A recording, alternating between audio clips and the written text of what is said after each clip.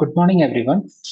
So ഇന്ന് നമ്മൾ discuss ചെയ്യാൻ പോകുന്നത് നമ്മുടെ ഇന്ത്യൻ പൊളിറ്റിയുടെ 4ാമത്തെ മൊഡ്യൂളാണ്. ഓക്കെ, സോ നമ്മൾ 3ാമത്തെ മൊഡ്യൂൾ കംപ്ലീറ്റ് ആക്കിയിട്ടുണ്ട്. 3 പാർട്ടായിട്ടായിരുന്നു നമ്മുടെ ക്ലാസ്സുകൾ നമ്മൾ അപ്ലോഡ് ചെയ്തിട്ടുള്ളത്. ഓക്കെ, ദെൻ 4ാമത്തെ മൊഡ്യൂളിലേക്ക് നമ്മൾ കിടക്കുകയാണ്. 4ാമത്തെ മൊഡ്യൂൾ എന്ന് പറയുന്നത് സിസ്റ്റം ഓഫ് ഗവൺമെന്റ്. ഓക്കെ, ഇന്ന് ഡിഫറെന്റ് ആയിട്ടുള്ള ഗവൺമെന്റ്സിനെ കുറിച്ച് പഠിക്കാൻ വേണ്ടിയിട്ട് പോവുകയാണ് ഇന്നത്തെ ഈ ഒരു സെഷനിൽ. വളരെ ചെറിയ സെഷനാണ്, കുറച്ച് കാര്യങ്ങൾ മാത്രമേ ഉള്ളൂ. പക്ഷേ ഈ കാര്യങ്ങൾ മനസ്സിലാക്കി വെച്ച് കഴിഞ്ഞാൽ മാത്രമേ ഇനിയുള്ള ക്ലാസ്സുകൾ കറക്റ്റ് ആയിട്ട് മനസ്സിലാക്കാൻ വേണ്ടിയിട്ട് പറ്റുള്ളൂ. ചില കൺസെപ്റ്റുകളാണ് മെയിൻ ആയിട്ട് ഈ ഒരു സെഷനിൽ എന്ത് ചെയ്യുന്നത് നമ്മൾ പഠിക്കാൻ പോകുന്നത്. ഓക്കെ, അപ്പൊ അതില് ഫസ്റ്റ് പഠിക്കേണ്ടത് single strong government. Okay, single strong government, ഇതിന് നമ്മൾ മറ്റൊരു പേരും കൂടെ പറയുന്നുണ്ട്. ഓക്കെ, ബേസിക് ആയിട്ട് കുറച്ച് കൺസെപ്റ്റുകളാണ്.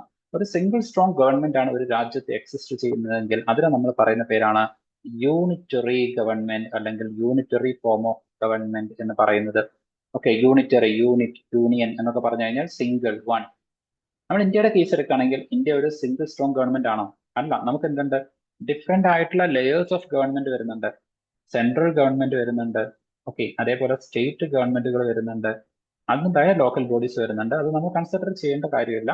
ഓക്കെ, മേജർ ആയിട്ട് നോക്കുന്ന സമയത്ത് സെൻട്രൽ ആൻഡ് സ്റ്റേറ്റ്, ഒരു ഫെഡറൽ യൂണിറ്റ് ആയിട്ട് സ്റ്റേറ്റുകൾ എക്സിസ്റ്റ് ചെയ്യുന്നുണ്ട്. ഓക്കെ, അതായത് ഒരു രാജ്യത്തിന് വിവിധ അഡ്മിനിസ്ട്രേറ്റീവ് കൺവീനിയൻസിന് വേണ്ടിയിട്ട് വിവിധ പ്രദേശങ്ങളായിട്ട് തിരിച്ച് ആ ഓരോ പ്രദേശങ്ങളും ഒരു സ്വയം ഭരണ സ്വഭാവത്തോട് കൂടിയിട്ട് പ്രവർത്തിക്കുന്നുണ്ടെങ്കിൽ അതിനെ നമ്മൾ പറയുന്ന പേരാണ് ഫെഡറൽ സിസ്റ്റം എന്ന് പറയുന്നത്. ഓക്കെ, അതായത് ഒരു രാജ്യത്തിനെ അഡ്മിനിസ്ട്രേറ്റീവ് കൺവീനിയൻസിന് വേണ്ടിയിട്ട് വിവിധ പ്രദേശങ്ങളായിക്കൊണ്ട് നമ്മൾ ഡിവൈഡ് ചെയ്ത് ആ ഓരോ പ്രദേശങ്ങളും സ്വയം ഭരണ സ്വഭാവത്തോട് കൂടിയിട്ട് പ്രവർത്തിക്കുന്നുണ്ടെങ്കിൽ അതിനെ നമ്മൾ ഫെഡറൽ സിസ്റ്റം എന്ന് പറയുന്നതായിരിക്കും. ഓക്കെ, സോ ഇന്ത്യയുടെ കേസിലേക്ക് വരുന്ന സമയത്ത് ഇന്ത്യയിലേക്ക് മോർ യൂണിയൻ ലൈക്ക് ആണ്. ഡെഫിനറ്റ്ലി നമുക്ക് എന്തുണ്ട്, ഫെഡറൽ സ്വഭാവം നിലനിർത്തുന്നുണ്ട്. ഓക്കെ, ഫെഡറൽ സ്വഭാവം ഉണ്ട്. എന്നാൽ അതേ സമയത്ത് തന്നെ എന്ത് വരുന്നുണ്ട്, നമുക്കൊരു യൂണിയൻ ഗവൺമെന്റും കൂടെ വരുന്നുണ്ട്. ഈ union government compared to the federal government most of the time stronger ആണ്. ഓക്കെ, അപ്പം പല സമയത്തും ഇപ്പൊ നമ്മൾ കൺസിഡർ ചെയ്യുകയാണെന്നുണ്ടെങ്കിൽ എമർജൻസി വരാറുണ്ട്. എമർജൻസി സിറ്റുവേഷനിലേക്ക് വരുന്ന സമയത്ത് ഒരു സിംഗിൾ സ്ട്രോങ് ഗവൺമെന്റ് രൂപത്തിലേക്ക് അത് മാറാറുണ്ട്. ഓക്കെ, അപ്പോൾ അങ്ങനത്തെ സിറ്റുവേഷൻസ് ഒക്കെ എടുക്കുന്ന സമയത്ത് നമ്മൾ എന്ത് ചെയ്യും, ഒരു യൂണിറ്ററി സിസ്റ്റത്തിലേക്ക് മാറും. ഇവിടെ നിങ്ങൾ പഠിച്ചു വെക്കേണ്ടത് യൂണിറ്ററി ഫോം ഓഫ് ഗവൺമെന്റ് എന്താണ് എന്നുള്ളതും അതുപോലെ തന്നെ ഫെഡറൽ ഫോം ഓഫ് ഗവൺമെന്റ് എന്താണ് എന്നുള്ളതുമാണ്. ഓക്കെ, ഈ രണ്ട് കൺസെപ്റ്റ് വളരെ കൃത്യമായിട്ട് മനസ്സിലാക്കി വെക്കുക. യൂണിറ്ററി ഫോം ഓഫ് ഗവൺമെന്റിൽ ആ ഒരു രാജ്യത്ത് ഒരു ഭരണകൂടം അല്ലെങ്കിൽ ഒരു ഭരണ സംവിധാനം മാത്രമേ ഉണ്ടാവുകയുള്ളൂ. അതിന് താഴത്തേക്ക് സ്റ്റേറ്റ് ഗവൺമെന്റ്സ് എന്ന് പറയുന്ന ഒരു സംവിധാനം ഉണ്ടാവുകയില്ല. എന്നാൽ ഫെഡറൽ ഫോം ഓഫ് ഗവൺമെന്റിലേക്ക് വരുന്ന സമയത്ത് സ്വയം ഭരണ സ്വഭാവത്തോടു കൂടി പ്രവർത്തിക്കുന്ന സ്റ്റേറ്റ് ഗവൺമെന്റുകൾ അവിടെ ഉണ്ടായിരിക്കും. അല്ലെ, ഇപ്പൊ കേരളത്തിന്റെ കേസിൽ എന്താണ്, കേരള സ്റ്റേറ്റ് ഗവൺമെന്റ് ആണ് കേരളത്തിലെ പല അഡ്മിനിസ്ട്രേറ്റീവ് കാര്യങ്ങളും തീരുമാനിക്കാറുള്ളത്. ഓക്കെ, അപ്പൊ വരുന്ന സമയത്ത് എന്താണ്, ഒരു സ്വയം ഭരണ സ്വതന്ത്ര സ്വഭാവം കേരളത്തിനുണ്ട് എന്ന് പറയാം. കേരളത്തിന് മാത്രമല്ല എല്ലാ സംസ്ഥാനങ്ങൾക്കും ഉണ്ടെന്ന് പറയാം. അതുകൊണ്ട് എന്താണ്, ഫെഡറൽ ഫോമിന്റെ സ്വഭാവം കാണിക്കുന്നുണ്ട്. ഓക്കെ, പക്ഷെ ഫെഡറൽ സിസ്റ്റം എന്താണെന്നുള്ളത് ഓൾറെഡി നമ്മൾ ഡിസ്കസ് ചെയ്തു. Then parliamentary form. പാർലമെന്ററി ഫോമിലേക്ക് വരുന്ന സമയത്ത് ജനങ്ങളുണ്ട്. അപ്പൊ ഒരു രാജ്യത്തിന്റെ ഏറ്റവും അടിസ്ഥാനം എന്ന് പറയുന്നത് ജനങ്ങളാണ്. ആ ജനങ്ങൾ എന്ത് ചെയ്യും, ഡയറക്ട്ലി എലക്റ്റഡ് മെമ്പേഴ്സിനെ ലെജിസ്ലേറ്റീവ് ബോഡികളിലേക്ക് അയക്കും. ഇപ്പം ഇന്ത്യയുടെ ലെജിസ്ലേറ്റീവ് ബോഡീസ് മെയിൻ ആയിട്ട് പാർലമെന്റ് ആണ്. Parliament comprises of Lok Sabha and Rajya Sabha. Okay, ലോക്സഭയും വരുന്നുണ്ട്, രാജ്യസഭയും വരുന്നുണ്ട്. ഇതിലേക്ക് ലോക്സഭയിലേക്ക് ഡയറക്റ്റ് ആയിട്ട് നമ്മൾ നമ്മുടെ മെമ്പേഴ്സിനെ എലക്ട് ചെയ്ത് അയക്കും.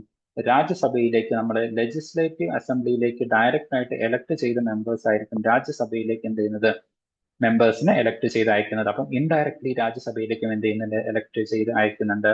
ഇവര് ചേർന്നിട്ട് നമ്മളെ ഭരിക്കുന്നതിനുള്ള മിനിസ്റ്റേഴ്സിനെ തീരുമാനിക്കും. ആ മിനിസ്റ്റേഴ്സ് എവിടെ നിന്നുള്ള ആൾക്കാരായിരിക്കും, പാർലമെന്റിൽ നിന്ന് തന്നെയുള്ള ആൾക്കാരായിരിക്കും. ഓക്കെ, സോ പാർലമെന്റിൽ നിന്ന് തന്നെയുള്ള ഒരു എം പിയെ എന്ത് ചെയ്യും, അല്ലെങ്കിൽ ഒരു ഗ്രൂപ്പ് ഓഫ് എം പിസിനെ എന്ത് ചെയ്യും, മിനിസ്റ്റേഴ്സ് ആയിട്ട് തെരഞ്ഞെടുക്കും. അതിൽ ഒരാൾ പ്രൈം മിനിസ്റ്റർ ആയിട്ട് മാറും. അപ്പം ഈ മിനിസ്റ്റേഴ്സ് ആൻഡ് പ്രൈം മിനിസ്റ്റേഴ്സ് ചേർന്നിട്ടാണ് പിന്നീട് നമ്മുടെ ഗവർണൻസ് സിസ്റ്റം എന്ത് ചെയ്യുന്നത്, മുന്നോട്ടേക്ക് കൊണ്ടുപോകുന്നത്. അപ്പം ഈ രൂപത്തിൽ ഒരു ഡയറക്ട്ലി എലക്റ്റഡ് ആയിട്ട് ഒരു മെമ്പർ എന്ത് ചെയ്യുന്നുണ്ട്, ഫൈനലി നമ്മുടെ ഭരണത്തിലേക്ക് വരുന്നുണ്ട്. അതിനെയാണ് നമ്മൾ പാർലമെന്ററി ഫോം ഓഫ് ഗവൺമെന്റ് എന്ന് പറയുന്നത്. ഈ എക്സിക്യൂട്ടീവ് എന്ന് പറയുന്നത്, ഓക്കെ, മിനിസ്റ്റേഴ്സ് പ്രൈം മിനിസ്റ്റേഴ്സ് എന്ന് പറയുന്നത് എക്സിക്യൂട്ടീവ് ആണ്. അവര് ഈ പറയുന്ന പാർലമെന്റിന്റെ തന്നെ ഭാഗമായിട്ട് നിലനിൽക്കുന്ന ഒരു ഭരണ സംവിധാനത്തിനെയാണ് നമ്മൾ പാർലമെന്ററി ഫോം ഓഫ് ഗവൺമെന്റ് എന്ന് പറയുന്നത്. അതിന് ഏറ്റവും നല്ല എക്സാമ്പിൾ ആണ് ഇന്ത്യ വരുന്നുണ്ട്. ഓക്കെ, UK വരുന്നുണ്ട്. ഇതൊക്കെ എന്താണ്, പാർലമെന്ററി ഫോം ഓഫ് ഗവൺമെന്റിന് എക്സാമ്പിൾ ആണ്. അടുത്തതാണ് പ്രസിഡൻഷ്യൽ സിസ്റ്റം ഓഫ് ഗവൺമെന്റ്. അതിന് എക്സാമ്പിൾ ആണ് USA, United States of America എന്ന് പറയുന്നത്. ഓക്കെ, സോ പ്രസിഡൻഷ്യൽ സിസ്റ്റത്തിലേക്ക് വരുന്ന സമയത്ത് എന്താണ് സംഭവിക്കുന്നത്? ഇപ്പൊ USA വരുന്ന സമയത്ത് അവിടെ ഡയറക്ട്ലി പ്രസിഡന്റിനെ എലക്ട് ചെയ്യുകയല്ല ചെയ്യുന്നത്. പ്രസിഡന്റിന്റെ റെപ്രസെന്റേറ്റീവ് ആയിട്ടുള്ള ആളുകളെ ഗവർണേഴ്സിനെ എന്ത് ചെയ്യും? എലക്ട് ചെയ്യും. അതിനുശേഷം എന്ത് ചെയ്യുന്നുണ്ട്? പ്രസിഡന്റിന്റെ മെജോറിറ്റിയുടെ ബേസിൽ പ്രസിഡന്റ് എലക്ടഡ് ആവും. ആ പ്രസിഡന്റ് സെപ്പറേറ്റ് ആയിട്ട് മിനിസ്റ്റേഴ്സിനെ അപ്പോയിന്റ് ചെയ്യും, അല്ലെങ്കിൽ ഭരണം നടത്തുന്ന എക്സിക്യൂട്ടീവ്സിനെ അപ്പോയിന്റ് ചെയ്യും. അപ്പം ഈ പറയുന്ന എക്സിക്യൂട്ടീവും അവിടുത്തെ പാർലമെന്റ്, അവിടുത്തെ പാർലമെന്റ് എന്ന് പറയുന്ന സമയത്ത് അവിടുത്തെ കോൺഗ്രസ്, അവിടുത്തെ കോൺഗ്രസ് എന്ന് പറയുന്നത്, ഇത് രണ്ടും ഡിഫറെന്റ് ആണ്. എന്ന് വെച്ച് കഴിഞ്ഞാൽ executive are not part of legislature. ഇത് തമ്മിൽ ഒരു സെപ്പറേഷൻ എക്സിസ്റ്റ് ചെയ്യുന്നുണ്ട്. അങ്ങനെ ഇൻഡയറക്ട്ലി എലക്ടഡ് ആയിട്ടുള്ള പ്രസിഡന്റ് വരുന്നുണ്ട്. He is the head of the state and the head of the government. De jure ആയിട്ടുള്ള ഹെഡ് എന്ന് പറയുന്നതും ഡി ഫാക്ടോ ഹെഡ് എന്ന് പറയുന്നതും രണ്ടും പ്രസിഡന്റ് തന്നെയാണ് ഇവിടെ. ഇതൊക്കെ എന്താണെന്നുള്ളത് നമ്മൾ പഠിക്കും. അപ്പം ഇങ്ങനെ വരുന്ന ഒരു സിസ്റ്റത്തിനാണ് നമ്മൾ പ്രസിഡൻഷ്യൽ സിസ്റ്റം എന്ന് പറയുന്നത്. ഇനി നമ്മൾ വീണ്ടും ഇന്ത്യയുടെ കേസ് എടുക്കുന്ന സമയത്ത് നമുക്കറിയാം, most of the head of the government എന്ന് പറയുന്നത് പ്രൈം മിനിസ്റ്റർ ആണ്. Head of the government. Head of the state എന്ന് പറയുന്നത് പ്രസിഡന്റ് ആണ്. അതുകൊണ്ട് തന്നെ കൂടുതൽ അധികാരങ്ങളും ഗവൺമെന്റ് സംബന്ധമായിട്ടുള്ള എല്ലാ അധികാരങ്ങളും കോൺസെൻട്രേറ്റ് ചെയ്ത് നിൽക്കുന്നത് പ്രൈം മിനിസ്റ്ററിൽ തന്നെയാണ്. പ്രസിഡന്റ് എന്ന് പറയുന്നത് ഒരു നോമിനൽ ഹെഡ് ആയിട്ട് അവിടെ ഇരിക്കുകയാണ് ചെയ്യുന്നത്. ഒരു സെറിമോണിയൽ ഹെഡ് എന്നൊക്കെ നമ്മൾ അതിനെ വിശേഷിപ്പിക്കാറുണ്ട്. അപ്പം ഇങ്ങനെയാണ് പ്രസിഡന്റിന്റെ ഒരു സ്ഥാനം എന്ന് പറയുന്നത്. മന്ത്രിമാരുമായിട്ട് കൂടിയാലോചിച്ചിട്ട് ഭരണ കാര്യങ്ങളെല്ലാം തീരുമാനിക്കുന്നത് പ്രൈം മിനിസ്റ്റർ തന്നെയാണ്. സോ ഇങ്ങനെ ഒരു ഭരണ സംവിധാനമാണ് വരുന്നത്. എന്നാൽ US വരുന്ന സമയത്ത് പ്രൈം മിനിസ്റ്റർ എല്ലാം, ഈ പ്രൈം മിനിസ്റ്ററുടെയും പ്രസിഡന്റിന്റെയും രണ്ട് ജോലിയും ചെയ്യുന്നത് പ്രസിഡന്റ് തന്നെയാണ്. ഇനി വേറെ ഒരു സംവിധാനമുണ്ട്. അവിടെ ഇവരുടെ ഇടയിൽ പ്രസിഡന്റും പ്രൈം മിനിസ്റ്ററും ഉണ്ടായിരിക്കും. മോസ്റ്റ് ഓഫ് ദ ടൈം പ്രസിഡന്റും ഡയറക്ട്ലി എലക്ടഡ് ആയിട്ട് തന്നെ വരുന്ന ആളായിരിക്കും. ഇന്ത്യയിലെ പ്രസിഡന്റ് എന്തല്ല, ഡയറക്ട്ലി എലക്ടഡ് അല്ല, ഇൻഡയറക്ട്ലി എലക്ടഡ് ആണ്. അപ്പം പ്രൈം മിനിസ്റ്ററും പ്രസിഡന്റും ഉണ്ടായിരിക്കും. ഇവരുടെ ഇടയിൽ അധികാരങ്ങളെ പരസ്പരം ഡിവൈഡ് ചെയ്ത് എടുത്തിട്ടുണ്ടായിരിക്കും. ഇപ്പൊ ഫോർ എക്സാമ്പിൾ ലൈക്ക് ഇന്ത്യയിലെ ഡിഫൻസ് ആരാണ് നോക്കുന്നത്? മന്ത്രിമാർ അല്ലെങ്കിൽ പ്രൈം മിനിസ്റ്റർ ആയിരിക്കും, അല്ലേ? സോ ഈ പകരം ചിലപ്പോൾ എന്തായിരിക്കും, ഈ ഡിഫൻസ് അതെന്ത് ചെയ്യും, ചിലപ്പോൾ പ്രസിഡന്റ് ആയിരിക്കും നോക്കുന്നത്. ഇങ്ങനൊരു ഡിവിഷൻ വരുന്നുണ്ട്. ചില അധികാരങ്ങളൊക്കെ എന്ത് ചെയ്യും, അല്ലെങ്കിൽ ചില പോർട്ട്ഫോളിയോസ് ഒക്കെ പ്രസിഡന്റ് ആയിരിക്കും എന്ത് ചെയ്യുന്നത്, ഹാൻഡിൽ ചെയ്യുന്നത്.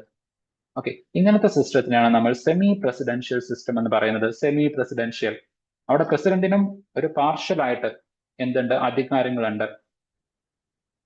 ഇന്ത്യയിലെ പ്രസിഡന്റിനെ പോലെ ഒരു നോമിനൽ ഹെഡ് ആയിട്ട് മാത്രമല്ല, മറിച്ച് പ്രൈം മിനിസ്റ്റർ ഹാൻഡിൽ ചെയ്യുന്ന, ഇന്ത്യയിലെ പ്രൈം മിനിസ്റ്റർ ഹാൻഡിൽ ചെയ്യുന്ന പല കാര്യങ്ങളും എന്ത് ചെയ്തിട്ടുണ്ടായിരിക്കും, സെമി പ്രസിഡൻഷ്യൽ സിസ്റ്റത്തിലേക്ക് വരുന്ന സമയത്ത് പ്രസിഡന്റ് ഹാൻഡിൽ ചെയ്യും. ഇതിന് ഏറ്റവും നല്ല എക്സാമ്പിൾ ആണ് ഫ്രാൻസ് എന്ന് പറയുന്നത്. So France is an example of the semi presidential system.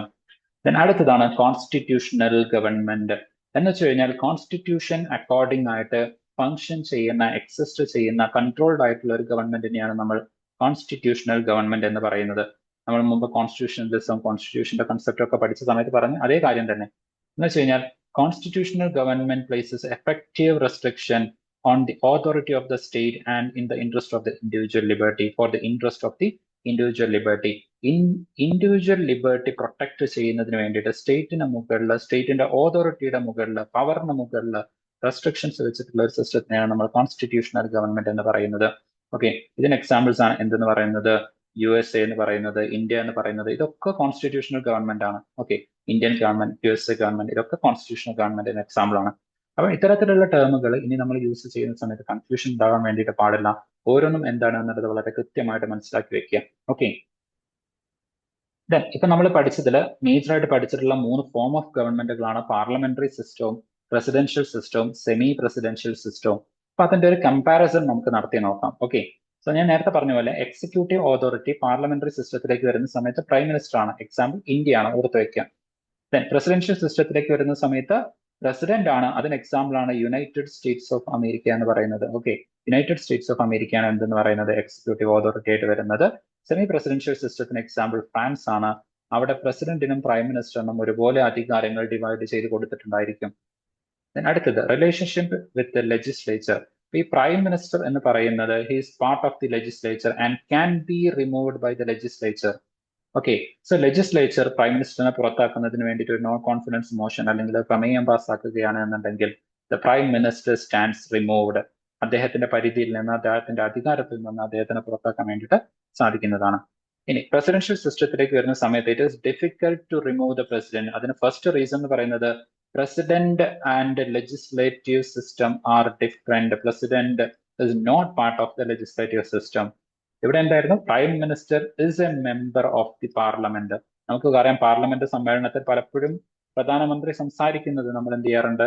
റീൽസിലൂടെയും ഷോർട്സിലൂടെയും ഒക്കെ കാണാറുണ്ട്, അല്ലെ? വാർത്തകളിലൂടെ ഒക്കെ കാണാറുണ്ട്. So prime minister is part of the parliament ആണ്. പക്ഷെ ഇവിടേക്ക് വരുന്ന സമയത്ത് എന്തല്ല, is not a part of parliament. Okay.